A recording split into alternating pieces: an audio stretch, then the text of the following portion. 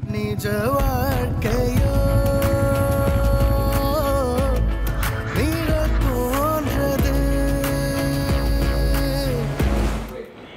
ஜால் times நேயர்களுக்கு அன்பு வணக்கங்கள். கண்மணி அன்போடு காதலன் நான் எழுதும் கடிதமே அப்படின்னு கமலஹாசன் அவர்கள் எழுதிய கடிதம் நம்ம எல்லோருக்குமே தெரியும். ஆனால் கமலஹாசன் அவர்களுக்கே ஒருத்தர் கடிதம் எழுதியிருக்காரு.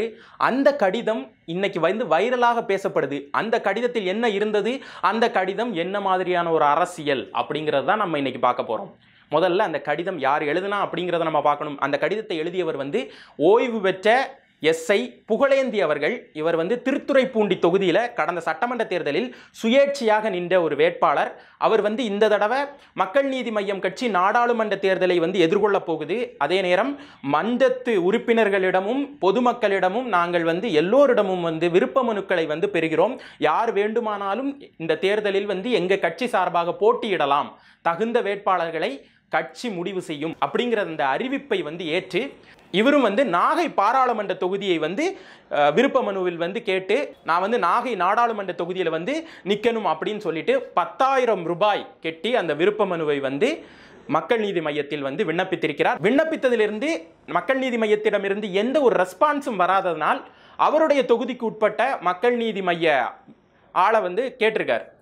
உடனே அவர் யாருக்கு ஃபோன் பண்ணாரோ என்னவோ உடனடியாக மக்கள் நீதி மையத்திலிருந்து நேர்காணலுக்கு கூப்பிட்டுருக்காங்க. நேர்காணலுக்கும் இவர் சென்னை வந்திருக்காரு. நேர்காணல் வந்த பிறகு இவருக்கு ஒரு சின்ன தயக்கம். ஏனென்றால் செயற்குழுவில் நேற்று கட்சியில் சேர்ந்த கோவை சரளா அவர்கள் செயற்குழு உறுப்பினராக இருந்து அவர் தான் நேர்காணலை நடத்துகிறார். கூடவே கமலஹாசன் அவரும் இன்னும் சில உறுப்பினர்களும் இருக்கிறாங்க. உள்ளே போன உடனே இவர்கிட்ட கொஸ்டின் கேட்குறாங்க. இந்த மாதிரி எவ்வளவு செலவு பண்ணீங்க, என்ன ஏது, போன தேர்தலில் நின்று இருக்கீங்க, எவ்வளவு மாதிரி செலவு பண்ணியிருக்கீங்க, என்ன மாதிரி நீங்கள் என்னென்ன உங்களுடைய பின்புலம் என்ன அப்படிங்கிறதெல்லாம் கேட்டிருக்காங்க. கமலஹாசன் அவர்கள் யார் சொல்லி வந்தீங்க அப்படிங்கிற ஒரு கேள்வியை தான் கேட்டார் அப்படின்னும் இவர் சொல்கிறார். அடுத்ததாக இவர் நாங்கள் பார்த்துட்டு சொல்கிறோம் செயற்குழு சொன்னதுனால இவர் ஊர் திரும்பிடுறாரு. இவருக்கு கிடைத்த தகவல் படி 3 பேர் நாகை தொகுதிக்கு விருப்ப மனு தேர்வு செய்யப்பட்டு நேர்காணல் அட்டன் பண்ணது 3 பேர். ஆனால் அந்த 3 பேருக்கும் தொகுதி மறுக்கப்பட்டு ஒரு ஓய்வு பெற்ற நீதிபதிக்கு அந்த தொகுதி ஒதுக்கீடு செய்யப்படுகிறது அப்படிங்கிறது இவருக்கு ஒரு தகவலாக வருது. அப்போ இவர் ஒரு கடிதம் எழுதுறார் கமலஹாசன் அவர்களுக்கு. இந்த மாதிரி நான் 10,000 ரூபாய் கட்டி இந்த விருப்ப மனு உங்களுக்கு கட்சிக்கு நான் அனுப்பி வச்சேன். அந்த 10,000 ரூபாய்ங்கிறது என்னுடைய, நான் ஒரு ஓய்வூதியத்தில் வாழக்கூடிய ஒரு சாமானியன். அதனால் அந்த 10,000 ரூபாய்ங்கிறது எனக்கு ஒரு பெரிய விஷயம். அதனால் நீங்கள் ஒரு 1000 ரூபாயை உங்கள் கட்சி சார்பாக என் சார்பாக கொடுக்குற மாதிரி நீங்கள் வச்சுக்கிட்டு அந்த 9,000 ரூபாயை தயவுசெய்து எனக்கு திருப்பித்தாங்க அப்படிங்கிற மாதிரி அவர் அந்த கடிதத்தில் குறிப்பிடுறார். இதிலிருந்து அவர் நிறைய விஷயங்கள் ஊடகத்திடம் பகிர்ந்து கொண்டது என்னன்னா, என்னை போன்று 1137 விருப்ப மனுக்கள், அதில் 180 விருப்ப மனுக்கள் கமல்ஹாசனுக்காக பிரத்யேகமாக அனுப்பப்பட்டது அப்படிங்கிறதும் அவருக்கு ஒரு குற்றச்சாட்டா வைக்கிறாரு. இது மூலமாக மக்கள் நீதி மையம் இந்த தேர்தலில் 1,13,70,000 ரூபாய் ஈட்டியுள்ளது. அதைத்தான் இவர்கள் தேர்தல் நிதியாக செலவழிக்கிறார்களா இல்லை கட்சியின் நிதியாக வைத்திருக்கிறார்களா என்பது அவர்கள் சார்ந்த ஒரு விஷயம் அப்படின்னு ஒரு குற்றச்சாட்டை முன்வைக்கிறார். ஆக இந்த மாதிரி ஒரு விருப்ப மனுவிலேயே இவ்வளவு வசூல் ஆயிருக்கு அப்படிங்கிறது நமக்கு தெரிய வருது.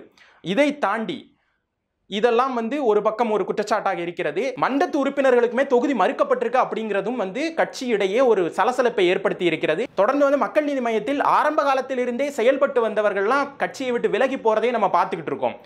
ஆக மக்கள் நீதி மையம் ஒரு கட்சியாகவே செயல்படவில்லை, அதை எலைட், அதாவது உயர்தர மக்களுக்கான ஒரு கூடமாகத்தான் இருக்கிறது என்று மக்கள் நீதி மையத்தில் இருக்கும் உறுப்பினர்களே விமர்சிக்கும் அளவிற்கு கமலஹாசன் அந்த கட்சியை நடத்தி கொண்டிருக்கிறார் என்ற குற்றச்சாட்டு ஊடகத்திற்கு அவர்கள் வாயிலாகவே வருகிறது அப்படிங்கிறது ஒரு சோகமான விஷயம். ஏன்னா ஒரு மாற்றத்திற்காக, ஒரு ஊழல் அரசியல் இல்லாத ஒரு தமிழகத்தை உருவாக்க வேண்டும் என்பதற்காக கமலஹாசன் அவர்கள் டார்ச் லைட் சின்னத்தில் இந்த முறை நாடாளுமன்ற தேர்தலை அவர் கட்சி மூலம் எதிர்கொள்கிறார். ஆனால் அவர் கட்சி மேல் தொடர்ந்து இது போன்ற குற்றச்சாட்டுகள் வருவது அவர் மேனேஜ்மெண்ட்ல கொஞ்சம் கோட்டை விடுறாரோ அப்படிங்கிற ஒரு சந்தேகத்தை கண்டிப்பாக கிளப்புது.